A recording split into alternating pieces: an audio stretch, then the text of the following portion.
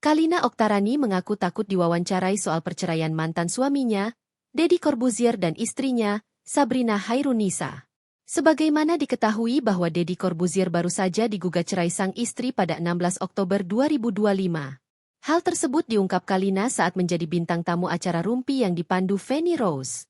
Dalam acara itu, Kalina diminta menjawab segmen fitnah atau fakta terkait kabar perceraian Deddy dan Sabrina yang sedang ramai diperbincangkan.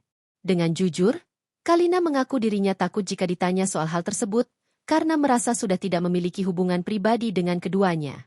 Ibu dari Aska Corbuzier itu mengatakan dirinya tidak mengetahui dan tidak mencoba mencari tahu soal perceraian Deddy Corbuzier dan Sabrina. Fakta. Enggak tahu dan enggak mau cari tahu sebenarnya. Enggak mau komentar dan juga enggak mau gimana-gimana, kata Kalina dikutip dari video yang diunggah YouTube Trans TV pada Senin, 3 November 2025.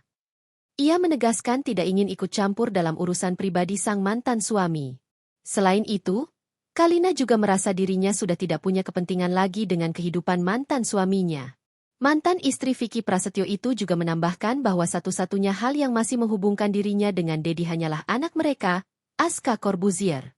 Meskipun tak ingin memberikan tanggapannya soal perceraian Deddy dan Sabrina, Kalina Oktarani sempat membantah isu yang menyebutkan mantan suaminya pelit soal nafkah.